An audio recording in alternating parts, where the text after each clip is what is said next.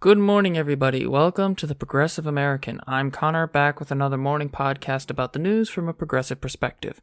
Welcome back to the show. It is November 20th, 2021. Today we are talking about Biden's infrastructure law, an attack on the Iraqi Prime Minister, and Steve Bannon's arrest. With that out of the way, let's get into the news. The Biden administration is celebrating as months of debates ended in the passing of a $1 trillion infrastructure plan. Though not as ambitious as the previously proposed $2 trillion bill, it was one of the most ambitious pieces of legislation since FDR. It provides $66 billion to Amtrak, which helps replace old trains, improve the system, and making Amtrak more accessible to disabled riders. It also helps to improve various points of infrastructure such as roads, tunnels, and train tracks, some of which have been around for over 100 years. The improvement is being marketed by the Biden administration as a great success and example of bipartisan work and communication. Just before signing the bill, President Biden lauded the legislation and promised more to come as transformative to the American political system and our economy. The world has changed, and we have to be ready. My fellow Americans, today I want you to know we hear you and we see you. The bill I'm about to sign along is proof that despite the cynics, Democrats and Republicans can come together and deliver results. That said, another $2 trillion in new investments are still delayed in the House and Senate, with some of the most important progressive policies up for grabs. This includes an overhaul of the American healthcare system, education, and much more. But with Joe Manchin and other centrists still blocking the legislation's growth and success, it is unclear how Biden is going to buff up his agenda with the progressive wing. Still, Biden seems optimistic, saying, "Let me be clear, we will pass this in the House, and we will pass it in the Senate." This hopefulness is not without some reason backing it up, as the House just passed the administration's Build Back Better bill. And while I'm happy to see this $1 trillion bill pass and see some actual investment in American infrastructure, I have a bad feeling that we're not going to see the level of support that we really need. To put it bluntly, the $1 trillion bill is just a small portion of what we actually need to invest in our economy. For example, half of this bill is just going towards already established spending procedures by previous Congress sessions. So that means that a lot of this is just maintaining the status quo with some investment here and there, which is why the social spending bill that is just passed has to go through the Senate and succeed, which is where the Biden administration is going to actually have to show some investment in succeeding. With the $1 trillion bill, it was significantly lower than what the Biden administration proposed, but people like Manchin and Sinema were able to keep pushing away at the Biden administration's agenda because the Biden administration wouldn't push back on them or in any way threaten their careers with reprisal within the political system. And I know what a lot of people are probably thinking when they hear something like that. Political reprisal is the tool of dictators and the likes. But the thing is, party dynamics require pressure on actors to actually get things done. It's not the same thing as, say, threatening them with legal responses or anything like that, but actively threatening their re-election. Sinema, for example, ran on a relatively progressive platform, but she has now been a major roadblock, seemingly with no reason to justify her actions aside from the donors that she's been receiving. So it's not just a matter of waiting and maybe negotiating with them. There actually has to be a bite here. So I'm happy to see that this infrastructure deal passed. I'm happy to see it law. But until this social spending bill actually follows it up, we're not going to see anywhere near the level of government support for a new America that we actually need. And until the Biden administration follows through on that, I'm going to withhold my congratulations and my support for what he's doing right now. In foreign policy news, we turn to Iraq. The Iraqi Prime Minister Mustafa al-Kadhimi escaped an assassination attempt which was carried out by a drone. This comes after a contentious election which is being disputed by Iranian-backed militias, although it is unclear if Iran is the one that ordered the strike. But Iran has been seeking to influence the country for years, something that Iraqi leadership is very much aware of. Just 2 weeks ago, Iranian-supported militias tried to storm an area known as the Green Zone, home to many of Iraq's leadership. That said, Iran has maintained diplomatic connections and has denied any involvement in the drone attack. The Biden administration has noted that they have been watching and condemned the attack as completely and utterly unacceptable. Now, my position on this is that I don't clearly know whether or not Iran is responsible. I can't definitively say one way or the other whether or not Iran was responsible for this. However, considering their previous hostility to the Iraqi regime and its leadership, it's not entirely beyond reason to point out that Iran could be a suspect in this. Without any direct evidence of Iran's involvement, the United States should maintain a restrained, albeit extremely cautious position when it comes to Iran's behavior. The United States has already failed to address two major wars in that region, and I doubt we can use this as a justification to fail in a third. Iran's contributions to the region have been less than stellar. I will admit that straight up, and I am not a fan of the Iranian government or its leadership. It's extremely hardline, religiously theocratic, and incredibly violent. But when it comes to maintaining and working out effective foreign policy, some restraint in the face of unknown variables is necessary. And when it comes to headlines like this, I think that is the best way to approach this. Now, I will say that that doesn't mean we have to pretend that Iran is not a danger to the people around it. It's not trying to destabilize its countries or anything like that. Iran obviously has an aggressive part to it, but that does not change that we have to be controlled when dealing with it. We have to acknowledge that our actual influence comes from diplomatic efforts, not through warfare. Unnecessary warfare tarnishes our reputation with the global community and causes more violence and problems for us than we need. So, I don't know what's going to happen with Iran and Iraq, but one thing that we need to be wary of is how much Iran is willing to influence Iraq to the point where Iraq loses its sovereignty. And considering all we did to Iraq in the past, I think we should be wary of watching it fall apart again without somehow considering our own contributions to it. In domestic news, Project Veritas is under investigation by the FBI after one of its workers reportedly helped publish the diary of Ashley Biden, the daughter of President Joe Biden. The diary, which was stolen from her home several months ago, has been reported and republished by conservative activists. The FBI has searched James O'Keefe's home, as he was the founder of the organization, and has searched another location for the diary and evidence that they knew of its stolen contents. Project Veritas has since received a grand jury subpoena, according to O'Keefe. In a video posted by O'Keefe, the founder and controversial Republican operative said, "It appears the Southern District of New York now has journalists in their sights for the supposed crime of doing their jobs lawfully and honestly. Our efforts were the stuff of responsible ethical journalism, and we are in no doubt that Project Veritas has acted properly at each and every step." End quote. Now, the problem with that, aside from being needlessly self-aggrandizing, is it mischaracterizes the reality of Project Veritas itself. I'm not one to support the suppression of journalists or let the government crack down too much on leaks to said journalists, since free access to information is important to any functioning democracy. But this obfuscation about Project Veritas is kind of disgusting. For one, Project Veritas is notorious for using leaked materials irresponsibly, and in some cases has manipulated video and audio to the point that they have been sued for defamation, paying out $150,000 in a settlement to a former Acorn employee who they incorrectly accused of being involved in sex trafficking. They also got former NPR CEO Rob Schiller to resign after misrepresenting his statements, such as comments he made about the Tea Party. But what they did not mention about those comments was that he was quoting traditional Republicans who opposed the party, not his own views. Instead, they only released that portion of the video and audio after the fact. Others had to go looking for the information without Project Veritas being responsible, meaning that Project Veritas doesn't really meet the standard of a typical journalist, much less having the ethics of one.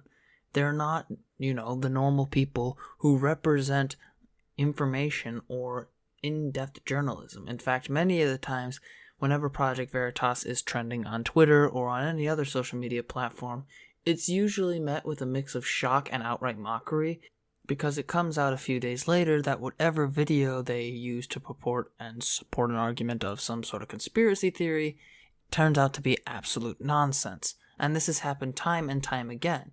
And now I wonder sometimes how much the FBI may be involved in trying to suppress information, but it's usually not against people who have enough power to take care of themselves because of their Republican supporters and donors. They're not going to go after people like that just because they think they can. They're usually going to go after someone who can actually create real change. And wouldn't you know it, conservatives aren't exactly known for abandoning the status quo. So I have no real concerns about what this actually means for freedom of speech. What I do, however, have concerns about is how this case could be used by Project Veritas as a justification to engage in more fundraising, to spread more lies, and to get more people to come to them pretending to be martyrs when usually they're the ones taking normal people's words, twisting them, and making them look like monsters.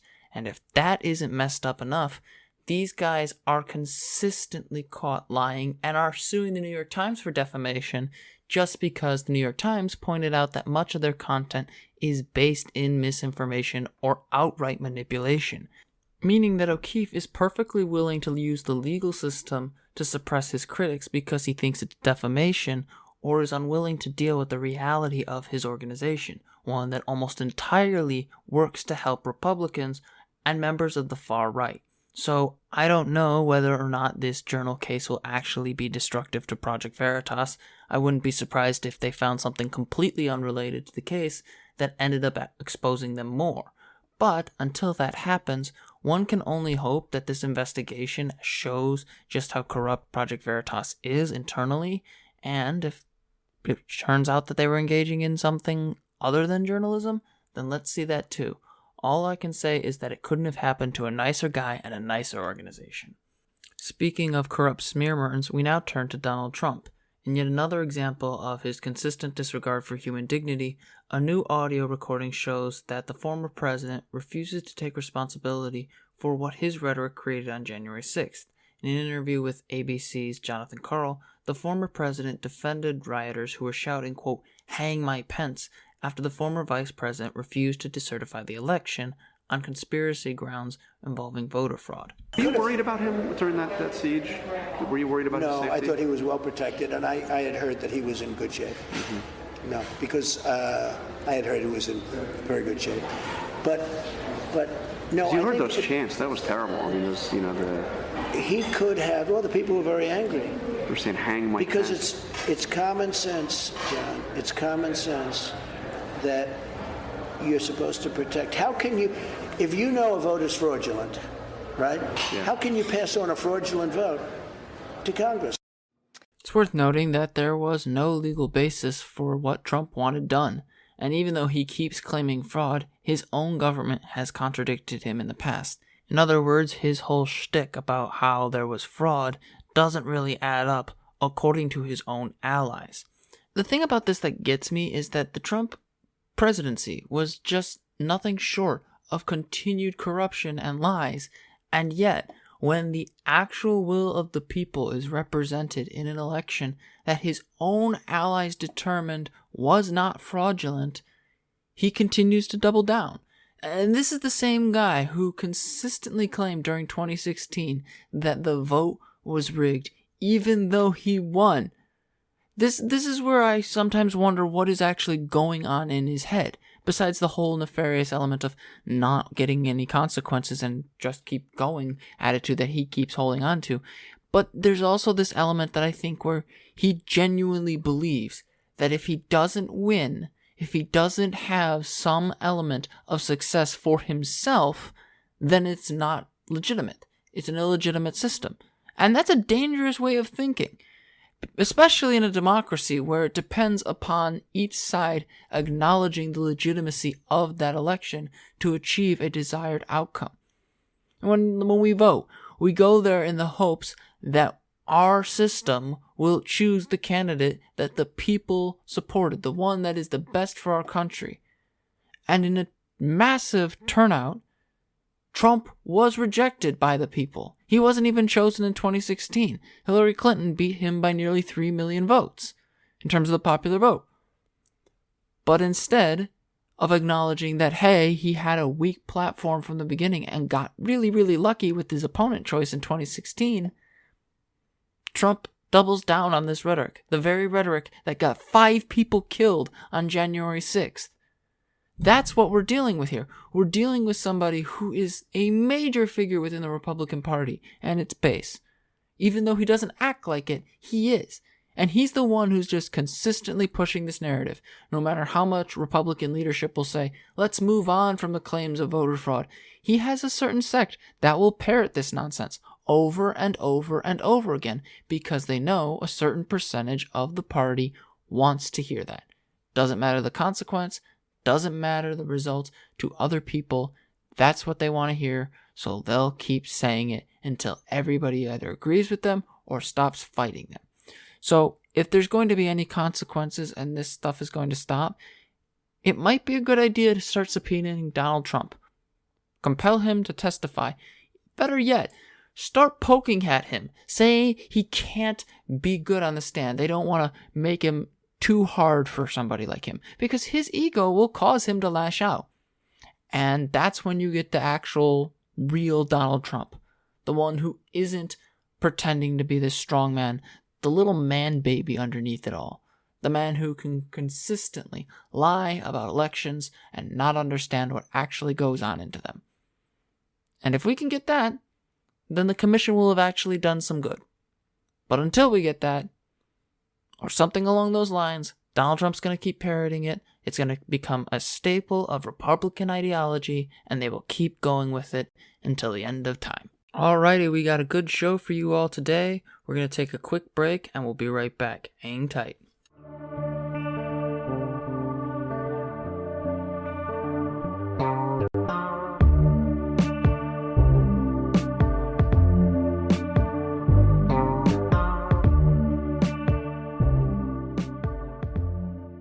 In more January 6 news, we now turn to former advisor to Donald Trump, Steve Bannon. The former advisor was arrested for his refusal to comply with the subpoena from the January 6 Commission. Since then, he has pleaded not guilty and waived his right to have the indictment read to him. Through his refusal to comply with a lawful subpoena, Bannon is the first person since 1983 to be charged with contempt of Congress. He faces a fine of about $100,000 for his refusal. Bannon, along with several other aides to the now-defunct Trump administration, have claimed executive privilege, despite the sitting president, Joe Biden, refusing to exercise said privilege over the requested documents and testimony. The day before the insurrection, Steve Bannon said on his podcast, The War Room, that there was going to be, quote, all hell breaking loose, and his comments have suggested that he may have known more than he let on. All hell is going to break loose tomorrow. It's not going to happen like you think it's going to happen. Bannon is also a major target for the House Select Committee, as he was involved with the command structure at the Willard Hotel near the White House, days before the riot. So what exactly was said or planned could be revealed if Bannon has to testify. And this is really the main point. Bannon has information about whether or not these attacks were planned. And like the president and his allies, Bannon is refusing to comply with a BS argument. There is no executive privilege claim for former presidents. Executive privilege is, well, on its own, constitutionally unsound to some extent, as it's not directly stated in the Constitution that it exists. However, when it is accepted as an implied power, it usually has to do with an acting president making decisions to withhold information so his actual enumerated duties aren't interfered with by the legislature. Trump no longer has any enumerated duties whatsoever, and Bannon has had no such connections for a long time now. So the fact that it took this long for the commission to come out and say, hey, we want Bannon to testify, he's got important information, is kind of astonishing to me. This is the same guy who propagates doomsday conspiracy theories about Muslims, the end of time, and on and on and on. So it makes no sense why now we're actually getting some information about whether or not he's going to show up. And so far, it appears like he's not going to comply without somebody forcing him to. And that's fundamentally what's going to be the problem here, whether or not the commission can actually force Bannon to show up and testify. And unfortunately, it looks like whatever Bannon knew is going to be withheld unless he actually starts having to face some prison time for his refusal to comply. Now, he doesn't necessarily have to incriminate himself. That's protected in the Constitution. He does not have to incriminate himself. However, if he shows up and testifies, he will have to tell the truth. So let's try and get him on the stand. It's the same thing with Trump. These guys like talking big when they're on their own terms. But when they're not, they fail horribly. So getting Bannon on the stand, as hard as it is for the committee, and I commend the committee for doing this now, they need to push until they finally get him on the stand as a witness. Anything less is going to cause a massive delay, and it's going to dull the media cycle around the commission before we actually get to know what's actually going on. In some good news about January 6th, the Qanon Shaman, Jacob Chansley, has been sentenced to 41 months or nearly 3.5 years in prison for his involvement with the January 6th insurrection. The sentence itself may be evidence that judges may be more willing to use harsher sentences against insurrectionists. And the reason I say that is because Chansley was a symbol of the insurrection. He was one of the first 30 people, according to the prosecution, to enter into that building and storm it. He left notes threatening members of Congress for doing their jobs. He is the embodiment of much of what that riot was, a crazed, pseudo-patriotic movement of conspiracy theorists and pseudo-natural people. The man literally was wearing almost like a buckskin headdress when he marched into there. Shirtless, in buckskin headdress, looking like he came out of some sort of natural flick or whatever. Like that was what we were seeing with this Capitol riot. People who were absolutely crazed, but convinced they were in the right. So it's good to see that there may be some punishments for people like Chansley, who previously had been getting some pretty differential treatment when he was allowed to get access to certain types of food that he wanted to avoid what he called inorganic food in prison. Never mind that he committed treason. But this is just one person. Hopefully, if things go on, people like Chansley will keep getting charges like this and sentences like this. They can't just maybe go in for a couple weeks. No, it needs to be year-long sentences. This was a serious moment, and it's time we start treating it like it was. In electoral news, former Congressman Beto O'Rourke is announcing his run for governor of Texas. O'Rourke, who ran for president in 2020 and failed to get the Democratic nomination, has a long history over the last 4 years of pushing Democratic politics in the traditionally red state.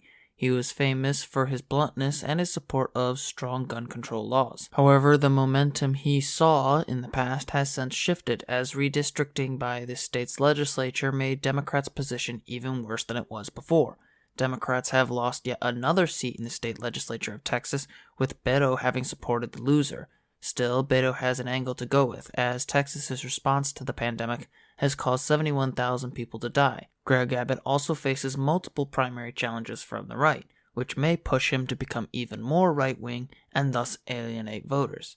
Still, his outspoken support of mandatory gun buybacks and the banning of the AR-15 is likely to make him a target for Republican retribution. Already, Greg Abbott's team has pronounced Beto O'Rourke a radical and has posted videos of him saying those very things, such as when he said, "Hell yes, we're coming for your AK-47 and your AR-15. These comments are sure to be the centerpiece of Abbott's attack on Beto in the upcoming election. However, there is also the possibility that other Democrats will come forward and run for the nomination as opposed to Beto O'Rourke. Personally, I think Beto O'Rourke is a good choice in terms of his actual policies, but in terms of his electoral viability in Texas, his previous statements on gun control will make him extremely vulnerable to attack. And considering how Democrats have been waiting for an opportunity to actually take Texas for themselves and push back on a massive Republican stronghold, I don't want to see the party risk its chances with a candidate that has a history of losing, especially in a state as important and as increasingly populated as Texas. Still, if he is the nominee and he does run, I hope to see him succeed to the best of his ability, and who knows, he may very well be the kind of person that could actually challenge Abbott for his extreme COVID denialism, and his extreme social policies, but we'll just have to wait and see. That's all for this week's episode. Thank you all for joining me. If you enjoyed the episode, feel free to share it with your friends on social media.